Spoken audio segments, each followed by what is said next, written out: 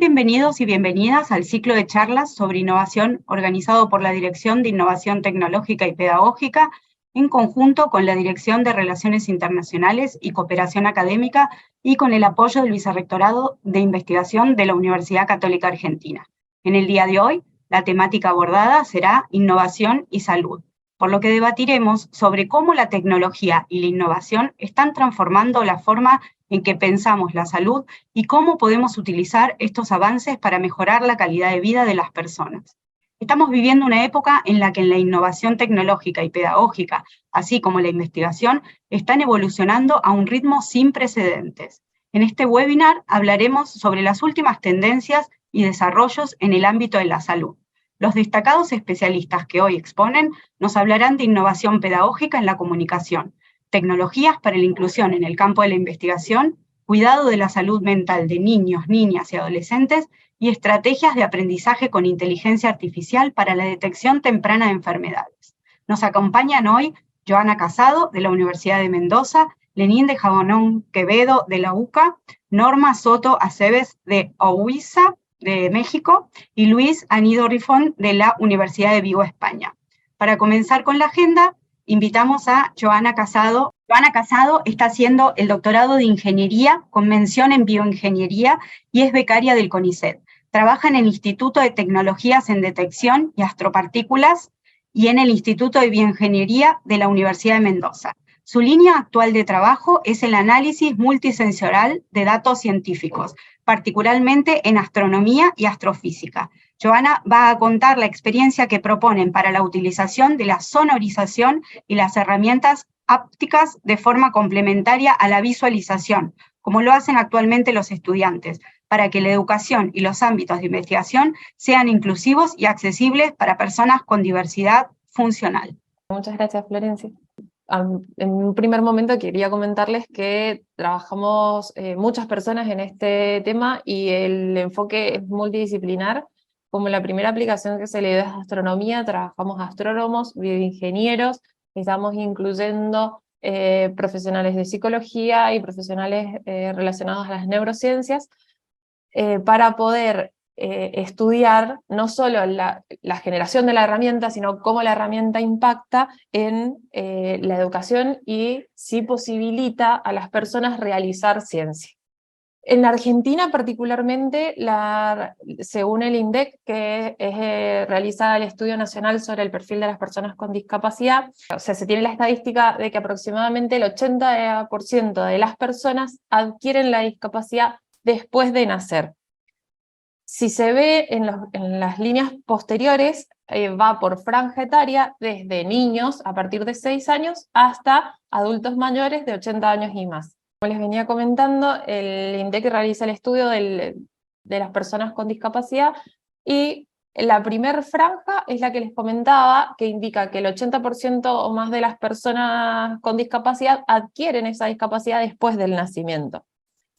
Si lo vemos por franja etaria, desde los 6 años hasta la última franja de los 80 años o más. Se puede observar cómo disminuye la línea verde oscura, que son el porcentaje de personas que han adquirido la enfermedad desde el nacimiento, la discapacidad, perdón, y aumenta el porcentaje de personas que han adquirido esta discapacidad posterior al nacimiento. Por lo cual, si consideramos personas que están trabajando activamente, en nuestro caso es investigación, pero pasa en todos los campos, desde 15 a 39 años o 40 a 64 años, los porcentajes son muy grandes de los cuales están adquiriendo en esa edad la discapacidad. Y actualmente no existen herramientas para que estas personas puedan continuar con su labor. En cuanto a la astronomía, ¿sí?, particularmente como campo profesional, solamente está enfocada en desplegar los datos que se adquieren desde satélites y facilidades de forma visual, por lo cual hay una gran cantidad de personas que tienen discapacidad visual que quedan fuera de este campo y no pueden realizar investigación. Una vez que se inició con este trabajo, se empezó a evidenciar que no era solamente en el campo de astronomía, sino que pasa en todos los campos. Y además, para las personas que adquieren una discapacidad durante la etapa escolar, se les complica también muchísimo continuar con sus estudios porque no están dadas las herramientas para poder adquirir los conocimientos a través de todos los sentidos. Generalmente se ha tendido en los últimos años a adquirir el conocimiento de forma visual. Como misión planteamos en el equipo que las personas con diversidad funcional, de acá ya empezamos a hablar de diversidad funcional y no de discapacidad, ¿sí?, ven drásticamente reducidas sus posibilidades para realizar cualquier trabajo, por lo cual las tecnologías de asistencia que permitan la inclusión van a permitir que estas personas se integren y formen parte activa de la sociedad. Se busca en todo momento que las personas puedan explorar, investigar y hablar con los colegas como iguales, por lo cual no se proponen herramientas para personas con discapacidad, sino que se proponen herramientas para poder realizar investigación en ciencias de forma que lo pueda realizar tanto las personas que no tienen discapacidad como las que tienen discapacidad. Y de las que tienen discapacidad, puedan utilizar las mismas herramientas más allá de la discapacidad que se tenga. En cuanto a las fuentes que nosotros trabajamos, que sería de dónde adquirimos los datos, son tanto el cielo, ¿sí?, que se recibe información en todo el rango del espectro electromagnético, como partículas, ya sea generadas artificialmente en el Gran Colisionador de Hadrones, como las provenientes del espacio, rayos cósmicos que a través de la lluvia de partículas generan diferentes partículas, valga la redundancia, y la detección de ondas gravitacionales que se realiza en Estados Unidos y en Europa en instalaciones llamadas, una es Virgo y la otra es LIGO. Y esta es la foto de la instalación Virgo. Yo ahora les voy contando un poquito de cómo se perciben esta diferente información. En cuanto a la información que obtenemos de todo el rango electromagnético, fíjense en esta imagen, es muy curioso, porque el rango visible es solo este chiquitito de acá. Y nosotros representamos, bueno, en general los científicos han representado los datos que se reciben en las distintas longitudes de onda en forma de imagen, trayéndolo al campo visual. Lo que nosotros proponemos es ir evaluando esta información a través de los distintos sentidos, por lo cual la misma gráfica que se analiza de forma visual se puede realizar, se puede evidenciar de forma, observar de forma táctil, ¿sí? Acá está puesto justamente con lenguaje braille. Se puede hacer la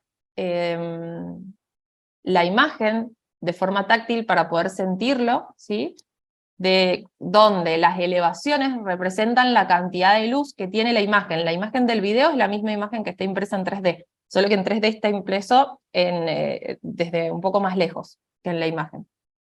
Y en el video que les voy a mostrar ahora, que le voy a poner play, es sonorizando esta imagen, ¿sí? En la sonorización, que no les comenté al inicio, perdón, es una técnica que lo que hace es transferir a sonido la información que se contiene, ¿sí?, en los datos. En este caso, es una primera aproximación de sonorización de imágenes. Entonces, lo que se hace es sonorizar en frecuencia la cantidad de luz que se contiene en esta barrita azul que se muestra acá.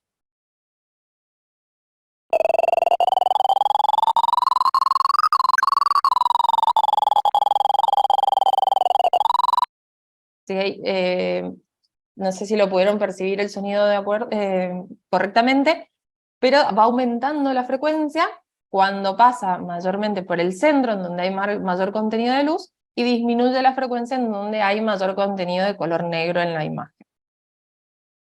Además de estas sonorizaciones, les voy a dejar la página web de la herramienta. Tenemos una herramienta web donde pueden sonorizar estas curvas, ¿sí?, como la que está impresa en 3D en gris, donde la lógica es la misma, lo que está cercano al cero se sonoriza en las menores frecuencias, y las elevaciones se sonorizan en mayor frecuencia.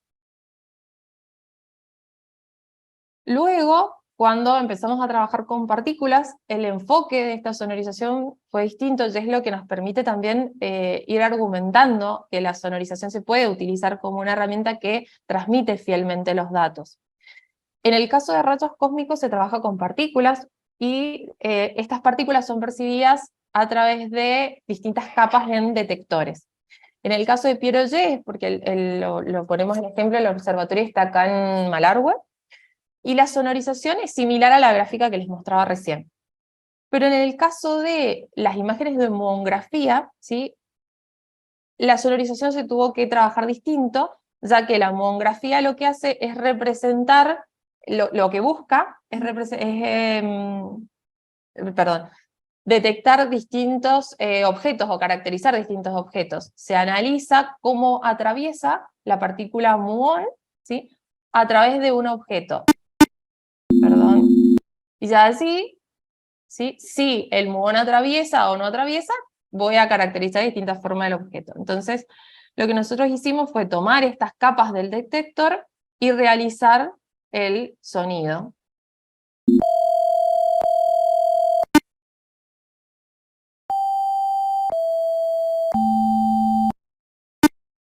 En el sonido que les acabo de mostrar ahora se puede notar que no se percibe una línea al escuchar las distintas notas, ¿sí?, ya que la nota fluctúa entre altos y bajos. En la que les voy a sonorizar ahora, se puede percibir claramente que tiene una continuidad en notas.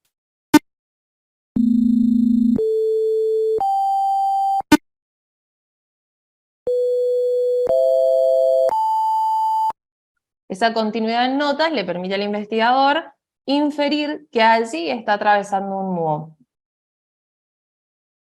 Y este sería el ejemplo impreso en material táctil. Me voy a saltear lo de partículas, creo que las presentaciones quedan, y si no yo les voy a dejar las páginas del canal de YouTube para que lo puedan escuchar, pero acá también se cambió un poquito la lógica, ¿sí?, por eso no quería dejar de mostrárselos, pero no quiero pasarme en tiempo, ¿sí? Este sería el modelo táctil de estas partículas, donde las distintas trazas representan distintas partículas. A ver. Bien. Con esto se inició a trabajar en un desarrollo de software, ¿sí?, para poder soportar estas distintas herramientas y encontrarlas todas en un mismo lugar. En este software además se ha trabajado desde el inicio con un análisis centrado en el usuario, preocupándonos siempre de que este software sea accesible tanto por personas con alguna discapacidad y para personas que no presentan la discapacidad. Esto es importante debido a que si solo usan la herramienta las personas con discapacidad, se pierde esa charla que se da entre investigadores, porque el uso de distintas herramientas muchas veces complica el hecho de poder discutir los datos. Entonces, siempre se está cuidando de mantener un desarrollo que sea atractivo tanto para personas con discapacidad como sin discapacidad.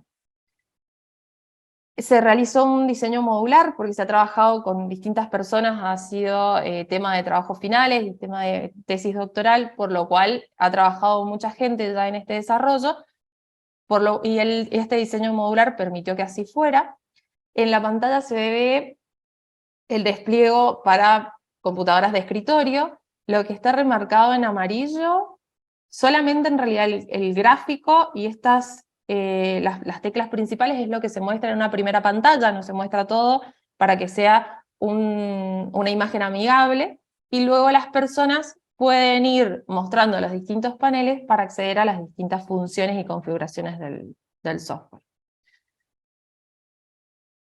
Se evidenció también la necesidad de realizar un desarrollo web a lo largo del trabajo, y además se ha mantenido en todo momento la documentación para poder utilizar la herramienta y para ir también secciones de noticias para ir mostrando las actualizaciones que se van realizando y los temas de investigación que se van tratando. Existen dos versiones, una versión, la que tiene fondo negro, es más gráfica para personas que pueden ver, y una versión que es se puede utilizar mejor con lectores de pantalla, que es texto plano. Tiene de igual forma las imágenes, pero el texto respeta en todo momento las pautas para poder ser accesible para lectores de pantalla. Y esta es la herramienta del mismo software, pero en su versión web. Tiene una pantalla de inicio y las configuraciones. Ahora estamos ya empezando a trabajar con lo que sería el complemento para este sonido y visualización de los materiales ápticos, por lo cual ahí ya tendríamos 3 sentidos utilizados en el mismo software. El uso con diferentes tecnologías asistivas que se va trabajando a medida que se va haciendo el desarrollo, y un mantenimiento y mejora continua tanto del software con pruebas de usuario como de la documentación para poder utilizar. Bueno, espero no haberla hecho demasiado larga.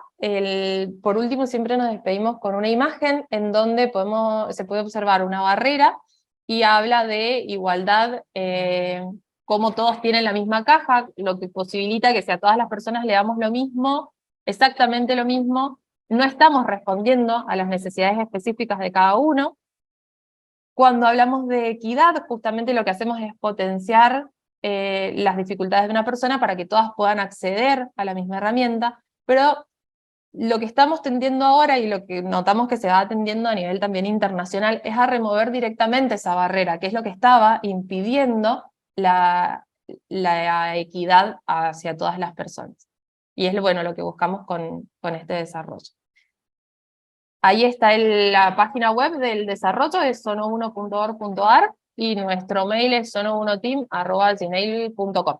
Y calculo que ahora podemos continuar con las preguntas, si es que hay alguna. Genial, Joana, muchísimas gracias, la verdad que está espectacular el trabajo. Van a ir dejando preguntas, pueden ya dejar preguntas en el chat como para poder hacerlas, y también van a poder después levantar la mano si quiere alguno hacer algún comentario al finalizar las exposiciones. Lo que podemos hacer ahora es seguimos adelante con el siguiente expositor, y si hay alguna pregunta la levantamos del chat y la hacemos. ¿Les parece bien? Perfecto, continuamos. Dale. Siguiendo con la agenda, recibimos ahora a Lenín de Janón Quevedo. Él es director de la carrera de Medicina de la UCA, es magíster en Ética Biomédica, profesor de Bioética e investigador. También preside el Comité de Ética Clínica en el Hospital Santo Yani, entre otros importantes cargos de su trayectoria. Hoy presentará un gran aporte a la innovación educativa desde la importancia de la comunicación entre el médico y el paciente. Va a compartir con nosotros una presentación y un video. Bueno, buenos días o buenas tardes al mismo momento. Muchas gracias por la invitación. Lo que me gustaría compartir con ustedes es una experiencia que estamos realizando ya, este sería el quinto año consecutivo, diríamos, sobre cómo enseñar algo que tiene que ver con una herramienta muy importante de los médicos, que son las herramientas de comunicación. Yo voy a compartir pantalla para comenzar a compartir con ustedes esto, y lo que me gustaría es mostrar es que hemos utilizado unos modelos combinados para entrenar las competencias de comunicación en estudiantes de medicina. En realidad, trabajamos nosotros sobre lo que se llaman las soft skills, que son las habilidades blandas, que juegan un rol muy importante en la calidad de la atención que el médico le puede ofrecer a los pacientes. Hay muchos tipos de habilidades blandas, si bien hay todo un debate si son blandas o no son blandas, pero entre las varias habilidades blandas que se conocen, nosotros podemos mencionar a la comunicación, a la relación médico-paciente, al análisis ético para la toma de decisiones y al trabajo en equipo. Nuestro programa de la carrera de medicina es un programa que tiene una particularidad. La propuesta de la Universidad Católica Argentina para formar a médicos está constituida con 3 ejes verticales: un eje de formación en biomedicina, un eje de formación en bioética y un eje de formación en salud pública y medicina comunitaria. Desde ese punto de vista, para nosotros es muy importante la formación humanística de los profesionales, el compromiso social del profesional, obviamente, desde luego, tener todos los conocimientos técnicos biomédicos necesarios y que trabaje acorde a principios éticos. Como la asignatura de bioética ocupa un lugar importante en nuestro programa de estudio, el punto era ver cómo nosotros podíamos ofrecer este ejercicio de las competencias de comunicación dentro de la currícula que nosotros tenemos. Un punto importante que observamos es que el aprendizaje de las competencias clínicas estaba muy marcado dentro de un modelo de maestro-aprendiz, en donde el profesor enseña, expone, muestra, y el alumno lo que hace es que en todo caso observa y tiene un rol un poquito más pasivo. Y esto es entendible porque en los entornos clínicos hay un tercero de por medio, que es el paciente, con lo cual hay que proteger obviamente al paciente. Así que dentro de ese contexto, esta relación centrada en el docente nos llamaba un poco la atención, y es lo que nosotros queríamos ver cómo podíamos, preservando el cuidado del paciente, ver cómo podíamos modificar un poco esta relación, este aprendizaje más centrado en el paciente. Es muy importante que los estudiantes de medicina aprendan habilidades de comunicación, por cuanto si no las aprenden en la formación de grado, van a encontrar en la práctica clínica modelos distorsionados que a la larga asimilan estos modelos. Y a todos nosotros nos ha tocado tener contacto quizá con un médico poco empático, un médico que poco se preocupe por lo que a nosotros realmente nos preocupa y por los que nos lleva a la consulta, o por médicos literalmente desaprensivos de su rol tan importante como puede ser ayudar a una persona en una necesidad como puede ser una enfermedad. Dentro de las competencias de comunicación y comunicación de malas noticias, que era el aspecto que nosotros queríamos trabajar, hay ciertas características que son importantes, como puede ser la empatía, como puede ser la compasión, que son cruciales para la comunicación de malas noticias. Esta experiencia que yo les comparto acá es una experiencia que tiene una evolución. Primero nosotros buscamos a la bioética si realmente era el espacio curricular en la cual nosotros podríamos trabajar competencias de comunicación. Algunos los trabajan solamente como una competencia técnica, pero dadas las características de nuestra propuesta educativa, nosotros queríamos trabajarlas como un compromiso ético. Y concretamente lo que identificamos es que se puede trabajar porque encarnan mínimamente principios como puede ser el principio de no dañar con la noticia y el principio de la veracidad. Miren, una mala noticia tiene un daño intrínseco per se en su naturaleza, porque la información per se lleva algo nocivo, que puede ser algo nocivo, como puede ser una noticia que cambia drásticamente la vida de la persona en el mediano, el plazo inmediato y a largo plazo. Si no se da adecuadamente esa mala noticia, se puede transformar en una peor noticia, y eso es lo que nosotros tratábamos de evitar. Luego, en la etapa evolutiva de la generación de este taller, vimos cómo podíamos trabajar en un aprendizaje más centrado en el alumno, así que la propuesta de hacer un taller nos parecía una propuesta bastante buena y novedosa. Acá me gustaría hacer énfasis que somos muy respetuosos en cuanto a la innovación. Las cosas, no necesariamente lo novedoso es innovador, así que por el momento nosotros estamos en un campo de novedoso y estamos buscando si esto realmente es algo innovador, porque innovador tiene que ser algo novedoso que supera lo que tradicionalmente se estaba trabajando. Luego, en la etapa, trabajamos en la simulación en sí, en el trabajo de las sensaciones y las emociones, y elegimos el aprendizaje vivencial como parte importante de esta enseñanza, y 2 etapas que estamos proyectando, que una la vamos a cumplir este año y la otra posteriormente, va a ser la uniformidad de la transmisión de las emociones, trabajar mejor con los pacientes estandarizados, que es un tipo de, diríamos, de paciente que se utiliza en la técnica de la simulación, concretamente el trabajo actoral de estos pacientes, y luego la investigación, que sí la estamos haciendo, que la comenzamos a hacer desde sus inicios, y ahora presento algo parecido que hemos trabajado, pero la idea era justamente que la investigación sea un poquito más firme. El taller se lleva a cabo en diferentes momentos, una etapa de pre-briefing que se llama, que es cuando se le da una información a los alumnos, se les ofrece, se les enseña un tipo de comunicación, un protocolo que se utiliza para la comunicación de malas noticias, que es el protocolo Spike. Se habla sobre las características de la simpatía, la empatía, la compasión. Luego viene ya el taller en sí, en donde el alumno recibe el caso que va a trabajar, en donde lo analiza, en donde elabora una estrategia de comunicación.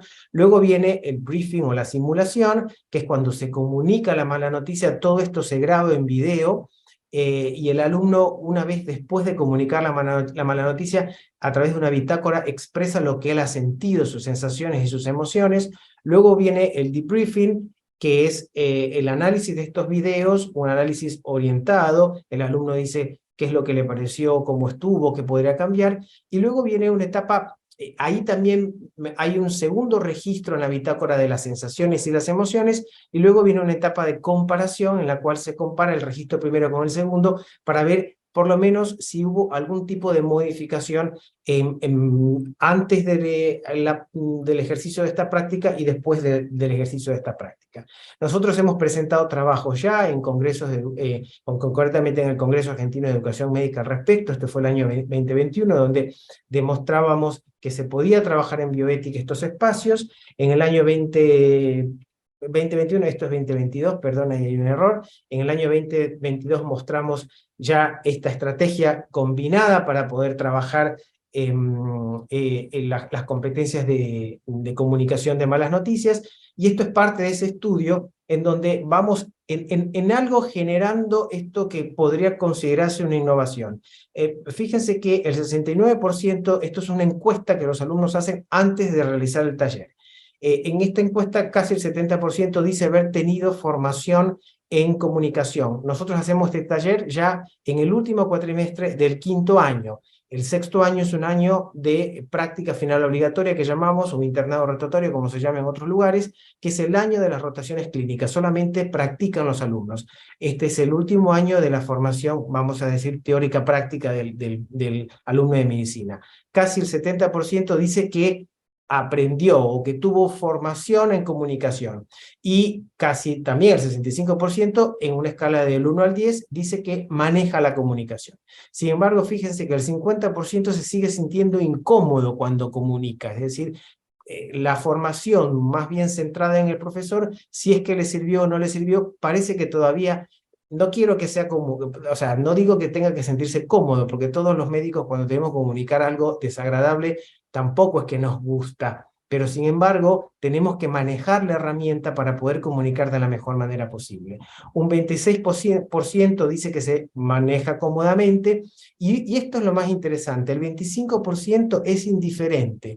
Esto es un cuarto, 1 de cada 4 de nuestros alumnos es indiferente a las emociones del paciente. Esto es un poco preocupante, porque eso quiere decir que el día de mañana, si no se hace algo con ese alumno de medicina que está presto a comenzar sus prácticas, ese va a ser un profesional que adopte en la práctica un modelo distorsionado, y a la larga será ese profesional probablemente displaciente, poco interesado, poco empático, que nosotros observamos en la práctica clínica. Acá yo quisiera compartir rápidamente, porque estoy un poquito con el tiempo ya ahí, en el listo, un video que es cómo nosotros trabajamos este taller, ¿sí? En principio, les voy mostrando, acá hay unas fotos en donde nosotros trabajamos este taller. Acá no lo hacemos, no lo hago yo solo, lo hacemos junto con los profesores de bioética y junto con los profesores de laboratorio de habilidades. Esto es un consultorio de simulación. Ustedes ven, acá está el paciente simulado, los alumnos están comunicando la noticia, hay diferentes cámaras que estamos nosotros operando para que las cámaras vayan enfocando diferentes aspectos. Todos los alumnos tienen que hacer este taller, es decir, todos practican cómo comunicar esta mala noticia, que puede ser desde una enfermedad incurable, de una enfermedad irreversible, o hasta la muerte incluso. Hay diferentes casos, este grupo de alumnos van practicando los casos. Acá vemos a los alumnos comunicando frente a los pacientes estandarizados. Eso vamos a trabajar mucho mejor este año dentro de esta etapa de perfeccionamiento del taller. Acá vemos otro paciente estandarizado. Hoy por hoy los pacientes estandarizados por lo general son profesores nuestros, profesores tanto de bioética como profesores del ciclo del laboratorio de habilidades, y esto es un acto de comunicación. Es una enfermedad que es no reversible, es decir, que esto va a progresar y va a ir afectando, digamos, otros músculos también. Pero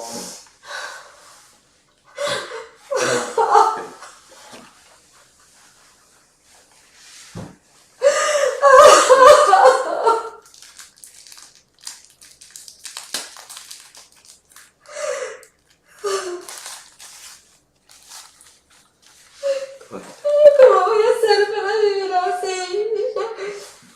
Tengo vergüenza salir a la calle. no tiene por qué avergonzarse. Y no quiero que nadie me mire. Será usted lo que tiene que comprender. La gente se burla cuando uno sí, pero no puede de otra manera. Yo no veo así. Bueno, para eso estamos nosotros, estamos acá para... Sí, pero usted no está en mi cuerpo, doctor. Lo sé. La entendemos Soy yo la perfectamente. que no quiero salir a la calle. Sí, eso lo... Usted tiene que Soy yo saber, la que le da vergüenza que la miren así. Estela, usted tiene que saber que nosotros estamos a disposición de usted. Sí, pero usted no me puede decir que yo no voy a volver a ser normal.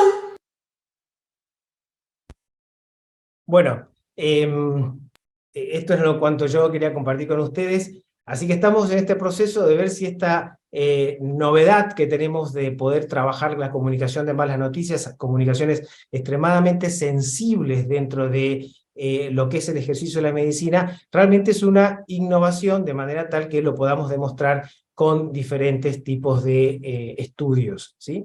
Bueno, eso es, les agradezco la atención. Espectacular. Bueno, lo que presentaste es una innovación, es una novedad, como dijiste, pero es una innovación pedagógica muy interesante. Te vamos a hacer después algunas preguntas que fueron cayendo. Vamos a dejar las preguntas para el final, solamente para poder llegar bien con los tiempos y que puedan exponer todos, y después en el rato final hacemos las preguntas, sobre todo para llegar con los tiempos, porque hay conexiones de distintos países. Y bueno, no queremos dejar, por supuesto, a nadie afuera, y además queremos ser respetuosos con eso. Pero ya tenemos algunas preguntas, tanto como para Joana como para Leni. Flor. Sí.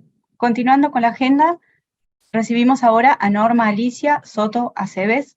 Es doctorante en educación, maestra en ciencias de la educación y licenciada en psicología educativa. Es la fundadora y socia directora de OUSIA, y ha sido directora del Centro de Orientación Educativa y Vocacional de CETIS, entre otros importantes cargos directivos relacionados a la psicología y la educación. También es autora de programas para la prevención de la violencia. Norma nos hablará de su libro titulado Un nuevo comienzo, un manual que constituye una herramienta eficaz y pertinente para quien desee tener a su alcance una guía para el cuidado de la salud mental de niños, niñas y de adolescentes. Un nuevo comienzo hace un encuentro de efectos psicológicos y trastornos mentales frecuentes provocados por la pandemia, y constituye una recopilación de sus más de 30 años de experiencia en atención psicoterapéutica y psicoeducativa. Es un honor recibirla en este espacio de encuentro. Hola, muy buenos días, tardes a todos y a todas. Agradezco la oportunidad de compartir con ustedes este espacio. Me emociona mucho poder compartir con ustedes esta experiencia de haber podido dar a la luz este manual que se llama Un nuevo comienzo, manual para la salud mental de niños, niñas y adolescentes. Bueno, creo que lo que hemos visto hace un momento en la presentación anterior me da una muy buena entrada para la exposición que voy a hacer, ¿no? Hablando de cómo surge este manual. Aquí el médico Lenin comenta, ¿no? Cómo las noticias pueden ser tan impactantes en algunos momentos de nuestras vidas. Y justo en ese contexto de pandemia que vivimos, y todavía tenemos algunos efectos posteriores, no solamente en la salud física, sino en la salud mental, en esa salud, ¿no? Vista desde el punto de vista holístico, pues sabemos de cuántas noticias catastróficas y difíciles venimos transitando en los últimos años, ¿sí? ¿Cuántas muertes hubo por pandemia en cada país? Y esto es multiplicado por el número de duelos, ¿no? Por cada muerte que pudo haber habido 9 afectaciones en términos de duelo. Esto quiere decir que tuvimos y seguimos teniendo serias afectaciones en la salud mental. Y creo que el tema de salud mental tiene, por supuesto, una relevancia importante, ya lo ha dicho la Organización Mundial de la Salud. No hay salud si no hay salud mental, ¿no? En ese concepto ampliado, integrador de la salud mental. Desde el año 2019, quisiera contextualizar, ya veníamos con serios problemas de salud mental antes de la pandemia.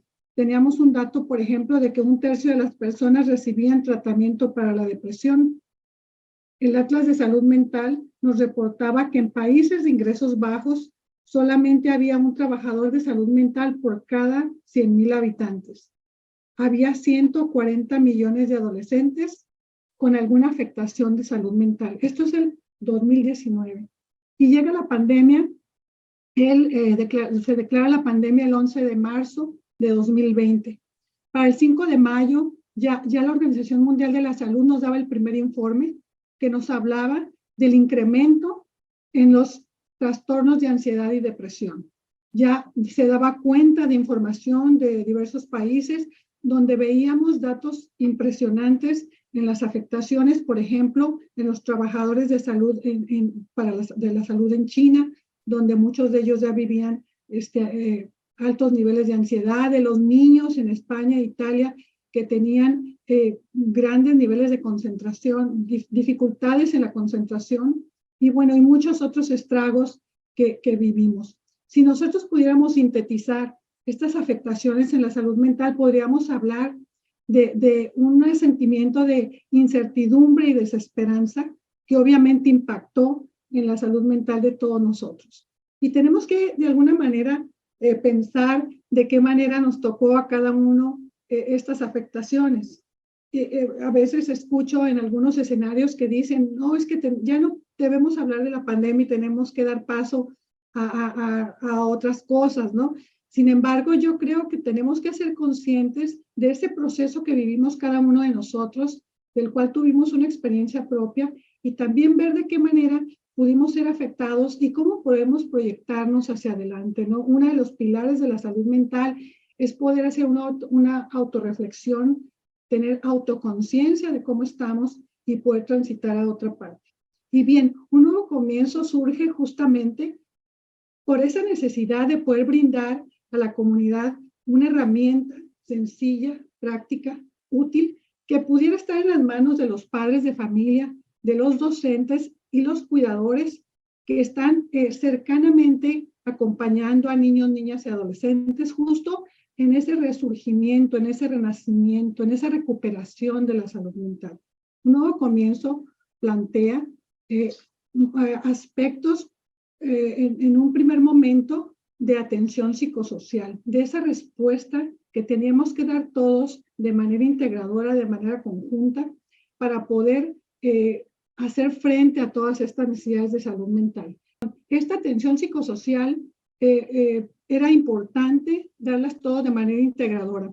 Me tocó participar en un municipio de México que se llama Toluca, ser parte del equipo de respuesta multidisciplinaria de atención psicosocial. En ese equipo estábamos participando direcciones de cultura, seguridad pública, dirección de medio ambiente, bomberos, el departamento de salud, departamento de juventud y deporte, desarrollo económico, y todos estábamos asegurándonos de que las personas tuvieran acceso primero a los servicios de salud y salud mental, a los servicios que pudieran recuperar de alguna manera las afectaciones económicas que estaban sufriendo, asegurar que todos tuvieran alimento y vestido, y poder poner al servicio todos los mecanismos que pudieran asegurarnos que las personas podían transitarlo sin ser afectadas de manera tan importante.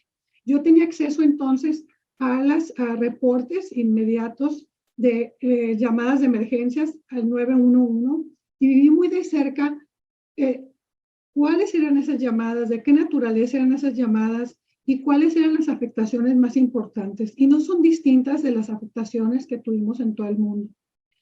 Las llamadas frecuentemente eran llamadas con personas que tenían ideación suicida, suicidios consumados. Veía yo con tristeza cómo cada fin de semana se iban incrementando los suicidios y tristemente se iban presentando en personas cada vez más jóvenes, niños de 14, 12 años.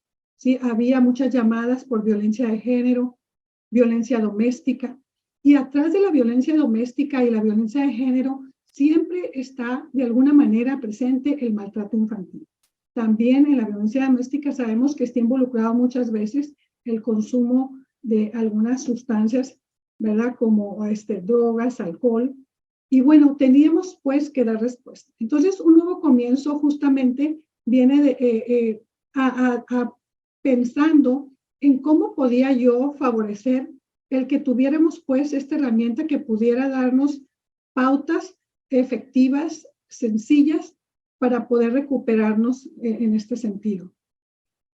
Una de las cosas que a mí me dejó también más aprendizajes es que pudiéramos nosotros brindar a la ciudadanía muchos elementos, campañas municipales donde pudiéramos prevenir e informar a la ciudadanía del propio cuidado de la salud mental. De los grandes aprendizajes que yo tengo y que vienen plasmados en el manual es la autoconciencia y la conciencia, ¿verdad? Y la información de cómo cuidarnos y tener esa información que nos permita poder desarrollar estrategias de afrontamiento. Muchas veces no estamos preparados ni le damos la importancia que tiene el que nosotros podamos voltearnos a ver a nosotros mismos y tener esa conciencia y ver señales. El libro también brinda, el manual, señales específicas en los grupos de edad de qué está sucediendo, por ejemplo, en un niño de 3 o 4 años, ¿verdad? ¿Qué señales podemos ver de afectaciones a la salud mental o en un joven de 12, 13, 14 años que justamente, por ejemplo, en pandemia estaba en edad que quería estaba resolviendo el tema de conexión social que es tan importante para todos los adolescentes y en ese momento estaba restringida? Entonces, poder ver esas señales, identificarlas y poder ver entonces qué me está sucediendo. Nuestra primera campaña de salud mental se llamó ¿Y tú cómo te sientes? Nuestra segunda campaña de salud mental se llamó Abrázate a la vida. Y la tercera campaña de salud mental que nosotros usábamos en una expresión muy mexicana que dice ponte al tiro, ¿no? No sé cuál se usa en diversos países, pero hace referencia a poder entusiasmarnos, poder levantarnos, poder dar una cara positiva, motivada, ¿no? A las adversidades. Y hablando de adversidades, algunos de los temas también muy importantes que abordo en el manual tiene que ver con la resiliencia, con esa capacidad que tenemos todos para poder hacer frente a las crisis, la resiliencia familiar, la importancia de que podamos todos llegar a casa y poder compartir cuáles están siendo nuestras experiencias, el que podamos encontrar en nuestra casa ese lugar donde podemos todos favorecernos unos a otros, apoyarnos unos a otros, tener comunicación unos con otros. Es importantísimo que cada familia pueda tener estas herramientas al alcance y pueda saber que no está solo en este camino.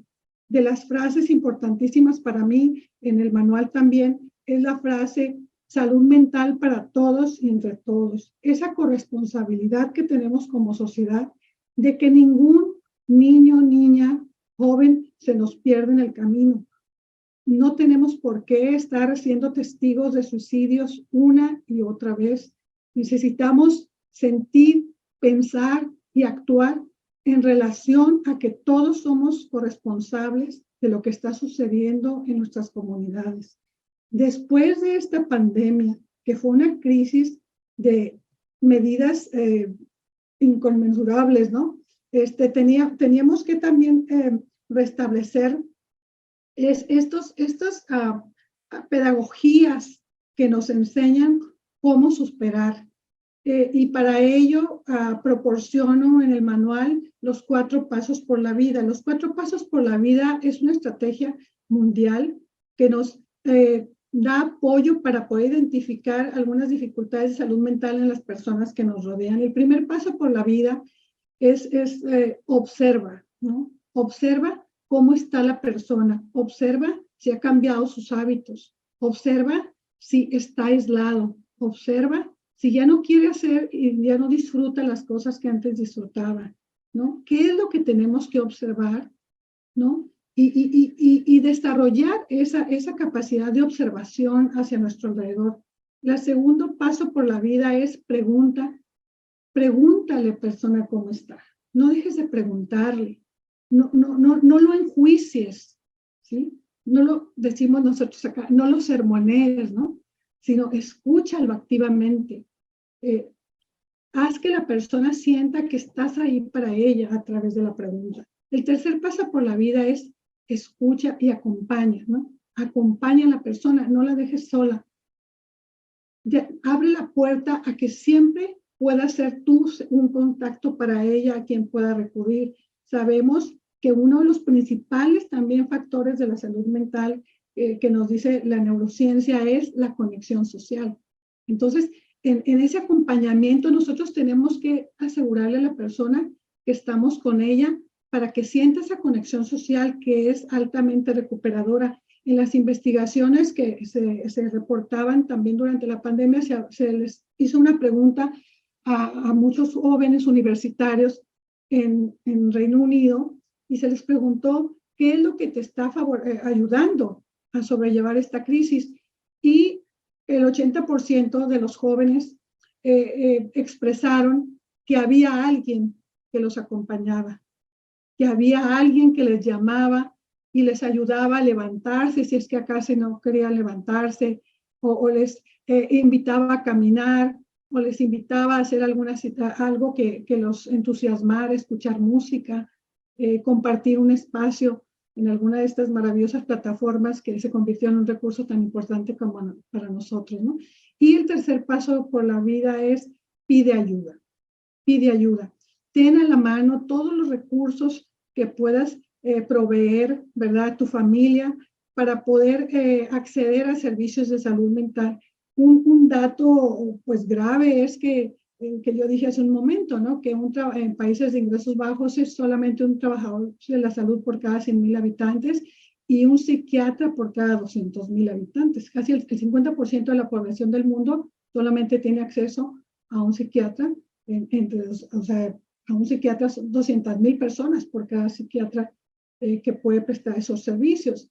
Entonces, todas las agencias de apoyo es importante que estén organizados esos servicios, articulados de tal manera que podamos dar respuesta. En esa experiencia que yo viví, todas las universidades estaban sumadas, las que tienen facultades de psicología, atendiendo a las personas, los centros de integración juvenil, cualquier organización que pudiera brindar servicios de salud mental estaban incorporados dentro de la estrategia.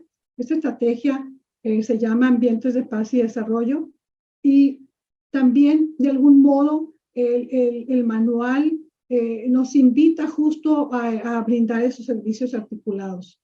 Por otra parte, también en el manual van a encontrar un apartado que justo habla de la salud mental en el ámbito escolar. No podemos abandonar en los centros educativos esa corresponsabilidad que tenemos de poder observar las señales e identificar a aquellos niños que están todavía sufriendo afectaciones y tener una ruta interna o un protocolo interno de atención para estos niños y si es necesario poder canalizarlo a algún servicio de salud mental. En esta recuperación de la crisis, todos tenemos que ser parte de esa solución. De allí, en el manual, deriva una estrategia que se llama Estrategia de Salud Mental Escolar, donde todos los docentes tienen que identificar primero si ellos están todavía teniendo secuelas de estas afectaciones y poder ver desde este abanico de opciones que brindo en el manual, que son los que yo llamo componentes para la recuperación de la salud mental, ver qué componentes tienen que reactivar. Algunos de estos componentes tienen que ver con los que ya hemos escuchado todos en algún momento, el ejercicio físico, el contacto con la naturaleza, que nos da ese sentido de trascendencia, ese sentido de conexión con algo que está más allá y que puede recuperarnos, ¿no? También hablo ahí del afecto expresivo. El tener ese afecto que se expresa nos ayuda a recuperarnos. Algunos otros recursos como la meditación, como la espiritualidad, asegurarnos de tener conexiones sociales satisfactorias y algunos otros. Este apartado de docentes ha tenido mucha aceptación porque muchas veces algunos docentes me han dicho en los talleres que sienten como que no son considerados, ¿no? Que muchas veces nos preocupamos mucho por la salud mental de los estudiantes, pero no necesariamente de los docentes. Y un dato interesante es que durante la pandemia los docentes fueron de los que más mecanismos de afrontamiento tuvieron y pudieron salir exitosamente en muchas de las ocasiones de estas afectaciones, justamente por tener ese sentido colegiado de grupo en sus comunidades educativas. Finalmente, en el manual hago un apartado dedicado específicamente al tema de prevención del suicidio, que es algo que tenemos 1.2 suicidios por cada 100 personas en el mundo. Esto es algo gravísimo y que tenemos que atender, identificar y generar los mecanismos para atenderlos. Y por último, un apartado para los jóvenes. No podemos olvidar que los jóvenes ahora y todos nosotros estamos totalmente involucrados en los temas de uso de electrónicos, de medios digitales y demás, pero muchas veces la información a la que tienen acceso los jóvenes no necesariamente es la que más aporta a su salud mental y puede también estarse derivando algunas afectaciones como la ludopatía y la adicción a los videojuegos, que ya está considerado también como un trastorno. Bueno, pues en general esto es el contenido y algunas de las generalidades de esta aportación que con mucho cariño he realizado para ponerlo a servicio de todas de la comunidad y bueno, espero que este manual esté en las manos de muchas mamás, padres, cuidadores y que tengan ahí una guía que les permita favorecer de manera esperanzadora todos estos recursos que tenemos que desarrollar en todas las familias. Muchísimas gracias, Norma. Espectacular lo que presentaste. Bueno, hay algunos comentarios después que hacen a dónde se consigue, pero eso, si querés, lo podemos mandar también por mail, y si querés después copiarlo y ponerlo en el chat, también estás invitada a hacer eso, así ya le damos la palabra a Luis, y llegamos también bien con los tiempos, que siempre es difícil meter todos estos temas que dan para un montón en realidad. Así que nada, infinitas gracias por haber estado acá. Bueno, continuando con la agenda, vamos a recibir ahora a Luis Anido Rifón. Es doctor en Ingeniería de Telecomunicación, graduado con honores y premiado por la Universidad de Vigo, el Gobierno de Galicia y el Ministerio de Educación de España, entre otras importantes instituciones. Se desempeña como profesor en la Universidad de Vigo y tiene una importante trayectoria como investigador con más de 350 artículos revisados por pares. Hoy tenemos el honor de recibirlo en nuestro espacio. Nos va a hablar sobre la aplicación de técnicas de Machine Learning para la detección temprana de la demencia senil. Lo recibimos. Muchas gracias por la presentación. Voy a compartir la pantalla con todos ustedes. Bien, bueno, en primer lugar quisiera agradecer a la Universidad Católica Argentina, a la UCA, la invitación y la oportunidad que me dan de compartir aquí esta experiencia que hemos desarrollado en la Universidad de Vigo. Felicitar también a mis colegas ponentes por las extraordinarias aportaciones que han realizado. Ha sido espectacular y espero estar a la altura de mis compañeros de seminario. Bueno, yo en primer lugar me gustaría darles una pequeña presentación del centro de investigación al que pertenezco, que se denomina Atlantic, es el Centro de Investigación en Tecnologías de Telecomunicación de la Universidad de Vigo. Somos el centro de investigación más importante de esta universidad por el número de proyectos de investigación que realizamos anualmente y la captación de fondos para investigación. Tenemos también una importante actividad de transferencia, contratos con empresas y acuerdos con instituciones para transferir el conocimiento generado en estas investigaciones. Y desde el punto de vista científico y de publicación de artículos en revistas especializadas, somos el quinto centro en el ámbito de las telecomunicaciones en España y estamos entre los 100 primeros del mundo. Hacemos proyectos de diferente tipología. Aquí presento algunos ejemplos variados. El doctor Fernando Aguado, por ejemplo, ha dirigido el lanzamiento de 4 picosatélites en colaboración con la Agencia Espacial Europea. 2 de ellos todavía están en órbita. Trabajamos también en el ámbito de las comunicaciones de banda ancha y así el doctor Felipe Gil dirige un laboratorio de 5G, la quinta generación de tecnologías de comunicaciones móviles, que permite, por ejemplo, a un robot como ese que se muestra ahí en la imagen, hacer labores de vigilancia en zonas extensas. Pero hoy lo que me trae aquí es hablarle de algunos de los proyectos que realizamos en Atlantic destinados a la mejora de la calidad de vida de las personas, que es otra de las facetas que nos ocupan en Atlantic. Les hablaré de uno de estos proyectos, pero hacemos varios, algunos relacionados también con lo que Norma, por ejemplo, acaba de mencionar relativo a la detección y prevención del suicidio en adolescentes o agentes conversacionales como bueno, se denomina Celia para asistir a las personas mayores. En concreto, les voy a hablar de Panoramix, que es una herramienta basada en la utilización de videojuegos, juegos serios concretamente, e inteligencia artificial para la detección precoz del deterioro cognitivo. ¿Qué es esto del deterioro cognitivo leve? Bueno, para aquellos de ustedes que no estén familiarizados con el término, el deterioro cognitivo leve es una de las primeras estadías, de las primeras fases que se producen en el deterioro cognitivo de una persona. Habitualmente, no siempre, pero sí en muchas ocasiones, este deterioro cognitivo leve acaba derivando en algún tipo de demencia, como puede ser la enfermedad de Alzheimer. Es una de las principales preocupaciones de los sistemas sanitarios y también los sistemas de atención social en muchos países, sobre todo en aquellos países que tenemos una población cada vez más envejecida y con un mayor grado de dependencia. Y desafortunadamente no tenemos cura, no hay medicamentos, no hay medicina para poder curar el Alzheimer, no hay vacuna para el Alzheimer. Lo que podemos hacer es intervenir con diferentes tipos de estrategias para ralentizar el progreso del deterioro cognitivo. Y para ello resulta fundamental hacer un deterioro precoz, temprano. Cuanto antes detectemos que existe ese deterioro cognitivo, antes podremos intervenir y podremos conseguir incrementar la calidad de vida de la persona durante el mayor número de años posible. Algunos de los instrumentos que hemos desarrollado en Atlantic son Panoramix, que como decía es el que va a centrar mi presentación.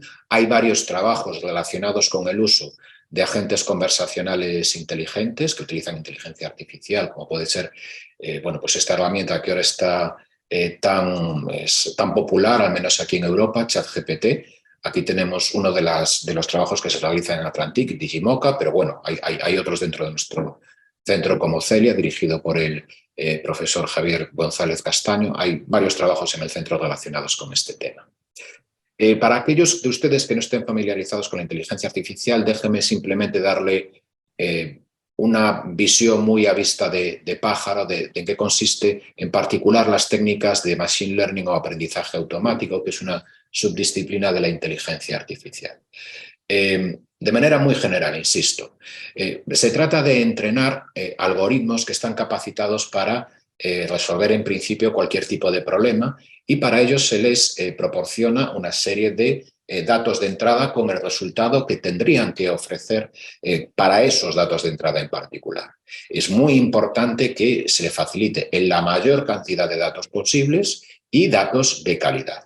Y de esa manera el algoritmo se va entrenando, se va ajustando, se va adaptando de tal manera que a partir de nuevos datos de entrada para los cuales no ha recibido entrenamiento, deberá proporcionar un resultado satisfactorio.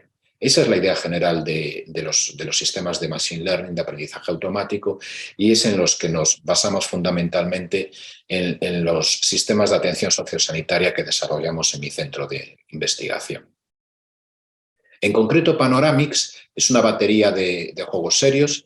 El nombre de Panoramix viene, bueno, no sé si ustedes están familiarizados, pero aquí es bastante popular el cómic de Asterix y Obelix, y dentro de uno de los habitantes de esta aldea Agala era el druida Panoramix, que era capaz de crear una poción mágica que dotaba de superpoderes a toda la aldea. Bueno, pues inspirándonos en eso y tratando de identificar esa poción mágica que permitiera identificar de forma precoz el deterioro cognitivo, pues hemos diseñado y desarrollado una batería de un total de 7 juegos serios, es decir, juegos cuya principal intención no es la de entretener, es una función lúdica, sino que hay algo más atrás. Deben ser entretenidos, por supuesto, pero la intención última es otra. En este caso, hacer una evaluación cognitiva de la persona. Y así tenemos Episodics, que mide la memoria episódica, Executics, que mide la memoria ejecutiva, Attentics, que mide la atención, Workix, que mide la memoria de trabajo, Semantics, que mide la memoria semántica, Procedurix, que mide la memoria procedimental, y Noxis, que mide las gnosis. Y hemos realizado el entrenamiento de estos juegos a lo largo de varios proyectos. Llevamos ya pues más de 7 años trabajando en este tema. Lo hemos hecho de manera incremental, primero con focus group, después a través de pilotos en grupos reducidos y cada vez de mayor tamaño, no solamente aquí a nivel local, sino también internacional, en nuestro caso en colaboración con proyectos europeos, validándolo en países como Eslovenia, Chipre, Rumanía o Portugal, y finalmente hemos conseguido realizar un entrenamiento adecuado de estos algoritmos para realizar una clasificación correcta al 100% de los sujetos, es decir, sin falsos positivos y sin falsos negativos. Y además hemos determinado que es posible hacer una clasificación correcta utilizando únicamente 3 de estos videojuegos. En concreto, el que evalúa la memoria episódica, el cual está basado en un test convencional clínico, el California Verbal Learning Test. El segundo videojuego que requerimos es el Procedurix, que evalúa la memoria procedimental, el cual está basado en el Pursuit Rotor Test. Y finalmente Semantics, que evalúa la memoria semántica y que emplea como referencia el test Pyramid and Pan Trees. Además de realizar esta conclusión o tratar de evolucionar la batería desde un sistema con 7 videojuegos a un único sistema, a un sistema con únicamente 3, lo cual supone un importante avance porque estamos hablando, y esto es muy importante, no lo he dicho antes, de una técnica de cribado, es decir, esto no tiene validez clínica, por supuesto, es decir, no estamos sustituyendo al médico, al neurólogo, al geriatra o al psicólogo que realice la evaluación, sino que estamos cribando, es decir, en aquellas situaciones en las que sea posible realizar un cribado de bajo coste y masivo de personas podemos identificar sujetos que potencialmente puedan estar sufriendo deterioro cognitivo leve. Pues bien, además, como digo, es importante, por esto que acabo de decir, tratar de que el instrumento sea sencillo, es decir, que consuma la menor cantidad de tiempo posible. Eso ha sido también, hemos contribuido a ello reduciendo la batería de juegos necesarios de 7 a 3. Pero además, dentro de cada uno de esos juegos, también hemos identificado las variables más informativas, es decir, aquellas interacciones que realiza el jugador, en este caso el sujeto bajo estudio, y que nos permiten disponer de más información, o mejor dicho, le permiten a los algoritmos de Machine Learning disponer de más información para realizar un cribado correcto. Es también muy importante destacar, yo como decía, soy investigador del Centro de Tecnologías de Telecomunicación, pero es muy importante destacar que en el diseño de los Panoramics hemos participado un grupo interdisciplinar en colaboración con psicólogos, neurólogos y geriatras. Y que si bien todavía estamos en una fase totalmente, claramente preclínica, no disponemos de una muestra suficientemente significativa para poder afirmar que se trata de un estudio normativo, sí que Panoramics ha seguido un diseño que garantiza su validez psicométrica. Hemos seguido, y esto por recomendación de los expertos en el ámbito clínico, los estándares para el test educativo y psicológico que ha desarrollado varias asociaciones, entre ellas la Asociación Americana de Psicología, permitiendo garantizar características de los test, como por ejemplo que varias ejecuciones del mismo test den el mismo resultado, que la ejecución del test sea independiente del evaluador, de que no exista efecto de aprendizaje, bueno, por supuesto, que mida lo que tiene que medir, que sea lo más ecológico posible, y aquí ecológico significa que sea lo más cercano digamos, a las tareas de la vida diaria o al entorno social y cultural de las personas, es decir, que no muestren rechazo.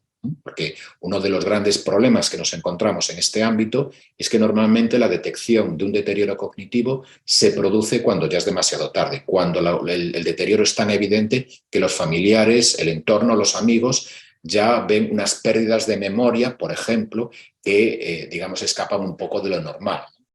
No, todos tenemos de vez en cuando algún despiste, pero cuando ya vemos que nuestro mayor tiene bueno, pues una situación que claramente ha empeorado, pues entonces es cuando lo llevamos al médico y ya ahí pues es tarde para poder intervenir.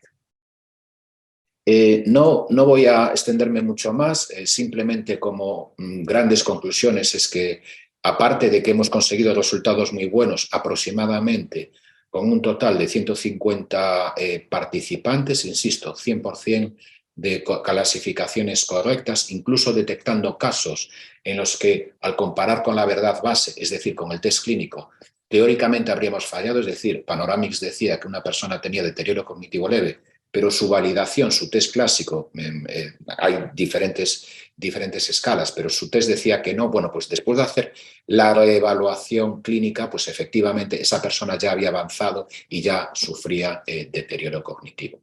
Es una herramienta, por lo tanto, que desde ese punto de vista, y al menos por los resultados que hemos obtenido hasta ahora, es muy prometedora. También es una herramienta amigable, usable. Hemos utilizado metodologías de aceptación tecnológica para validar que los usuarios destinatarios, las personas adultas mayores, ojo, no tan mayores, porque estamos hablando de personas, el deterioro cognitivo leve puede aparecer y cada vez es más frecuente a partir ya de los 50, 50 y poco años, ¿no? Pues hemos verificado con tecnologías enfocadas a esta materia su aceptabilidad y su percepción de utilidad tecnológica. Hemos realizado algún estudio longitudinal en el marco de algún proyecto europeo para tratar de medir cómo evolucionan las personas y en este caso en particular si el propio uso de los videojuegos tiene algún efecto en cuanto a intervención, es decir, si puede mejorar o ralentizando el deterioro cognitivo de una persona que ya lo sufre o incluso si podría retrasar la aparición de un deterioro cognitivo leve en personas sanas. Y bueno, ahí dice, esta semana comienza su validación en un centro de día de aquí de Vigo, esta localidad gallega aquí en noroeste de España, muy cerca de la frontera con Portugal, ha empezado ayer, porque creemos que además del uso autónomo de estos videojuegos, descargándolos de una tienda de aplicaciones convencional para que pudiéramos tenerlos en nuestra tableta, en nuestro celular, hay varios entornos adecuados o varios escenarios adecuados para su uso, como podría ser la sala de espera de lo que aquí llamamos médico de familia o médico de atención primaria, o los centros de día de atención de personas mayores, que son aquellos lugares en donde pues, el mayor acude durante unas horas al día. Normalmente todavía tiene un grado de independencia bastante elevado, pero sí que es cierto que es un lugar propicio en el cual personas mayores que potencialmente pues no tienen deterioro cognitivo, se podría realizar un cribado para identificar casos de posibles situaciones de deterioro cognitivo leve. Les agradezco de nuevo su atención. Ahí les dejo el correo electrónico. Ahí hay un enlace a YouTube que, no sé lo fácil que será de compartir. En todo caso, yo se lo podré hacer llegar si me lo piden a través de correo electrónico, que explica todo esto con más detalle. El vídeo está en inglés, pero en la UCA han tenido la amabilidad de subtitularlo, con lo cual pues está a su disposición, y yo por supuesto quedo a su entera disposición tanto para responder a preguntas en este momento como con posterioridad vía correo electrónico o cualquier otro medio que consideren conveniente. Muchas gracias de nuevo. Bueno, muchísimas gracias, Luis. Muy bueno lo que mostraste.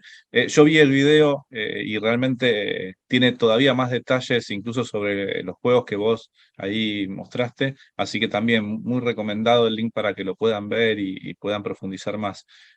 Súper interesante lo que mostrás, realmente increíble. Ahora vamos a dar un pequeño lugar, nomás alguna pregunta, porque nos pasamos de tiempo como siempre, pero para poder tener la oportunidad, aunque sea las voy a leer y si quieren las responden, ¿no? Hemos tenido charlas entonces sobre innovación tecnológica y pedagógica en función de la inclusión, también de innovación pedagógica en la comunicación médica, de innovación en forma de herramientas para hacer frente al daño psicológico, ¿no?, que dejó la pandemia, y finalmente de innovación tecnológica, inteligencia artificial y gamificación para la salud adulta.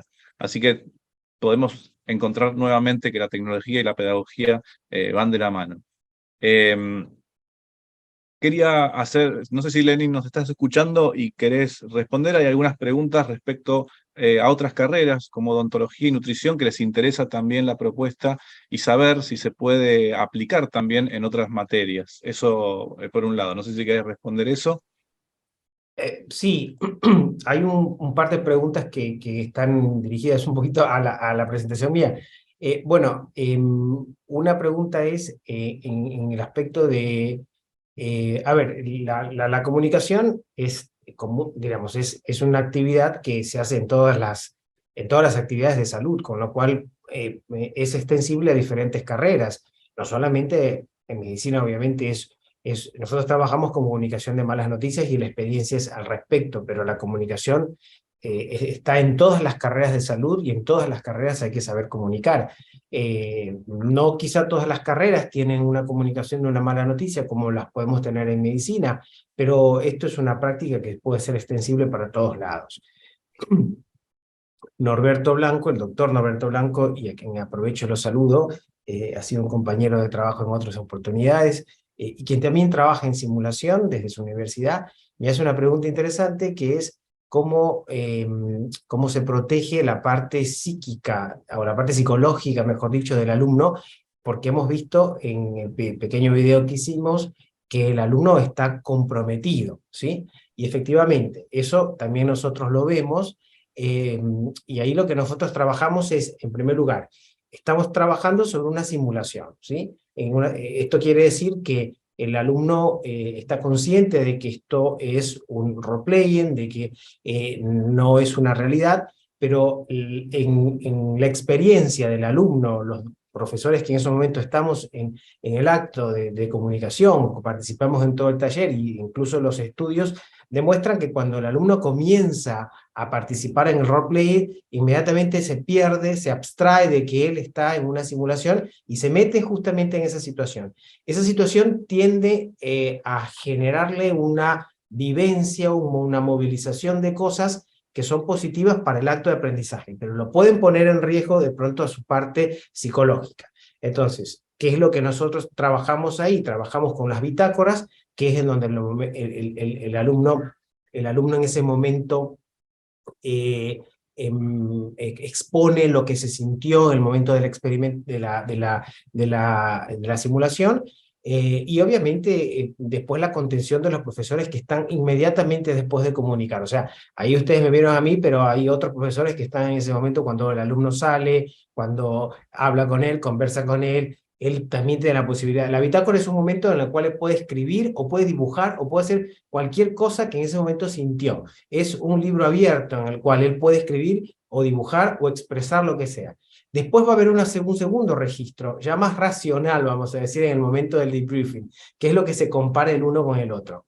En el trabajo que este año estamos presentando en la Conferencia Internacional de Bioética Clínica, la comparación del uno y del otro es que de pronto las sensaciones que se presentan en el primer momento son angustia, a veces tensión, nerviosismo, mucho nerviosismo, pero en las del segundo momento, cuando analizan la situación, cuando ha pasado, por una cuestión de tiempo yo no les expliqué, pero esto se hace en otro momento, o sea, las etapas se hacen en diferentes momentos, no todo en el mismo momento, no es uno detrás de otro. Un día se hace una cosa, a la semana siguiente se hace otra cosa, y a la semana siguiente se hace, o sea, se le da tiempo para maduración. Y en las segundas etapas, cuando ellos ya analizan que habrá pasado, puede ser una semana o hasta 2 semanas del acto de comunicación, en ese momento la sensación que predomina es cumplimiento del deber. Es decir, cumplieron con lo que tenía que hacer. Él siente una pequeña satisfacción de que hizo lo que tenía que hacer. O sea, comunicar algo muy desagradable,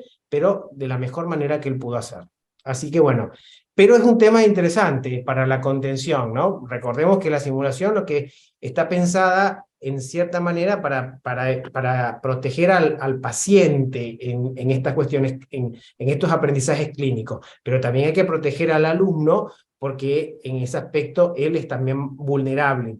Ese es un punto interesante que queremos trabajar nosotros en los pacientes estandarizados. Si son actores o son otros que aprenden la actuación, porque a veces cuando son actores hacen énfasis en el impacto de lo que está transmitiendo en la actuación. Y para nosotros esto no es un acto, no es un momento de actuación, es un acto educativo, con lo cual hay que proteger en este caso al alumno, que es un poquito el más vulnerable, diríamos, ¿no?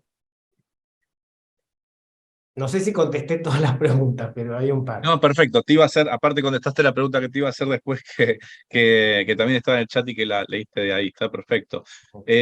Aprovecho a preguntarle a Luis algo que tiene que ver con la medición, que tal vez no llegaste a profundizar, pero como lo preguntaron acá por privado, ¿cómo es el tema, cómo miden si un resultado es positivo en función de la respuesta del paciente, ya que es difícil determinar esto, si justamente si funcionó o no funcionó la ejecución de un juego, por ejemplo? Ajá, bien. A ver, no he tenido la oportunidad de explicarlo en detalle, pero en la metodología he explicado muy brevemente la metodología de entrenamiento de los algoritmos. Después hay una segunda fase de validación. Bueno, pues en la fase de validación, las interacciones de las personas con los juegos, ¿qué interacciones son? Pues tiempos de respuesta, tipos de respuesta, porque evidentemente no tienen por qué hacerlo todo de manera correcta en el juego.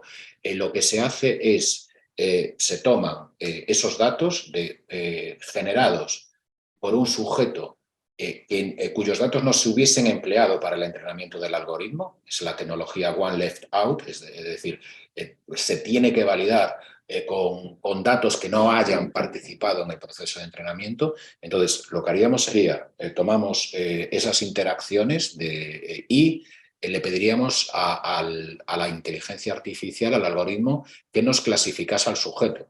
El aprendizaje automático se puede utilizar para agregación, clasificación, regresión, etc. En este caso lo utilizamos para clasificación. Básicamente es un problema de clasificación de un sujeto en personas sin deterioro cognitivo leve o ya demencia. Entonces, con esos datos le pedimos al algoritmo que nos lo clasifique al sujeto, y para poder verificar si el resultado ha sido correcto o no, después nos vamos al test clínico convencional. Es decir, disponemos de los datos, digamos, con validez clínica. Todos los sujetos que han participado en los experimentos están diagnosticados, ¿de acuerdo? Por eso es así como nosotros medimos si ha funcionado o no ha funcionado.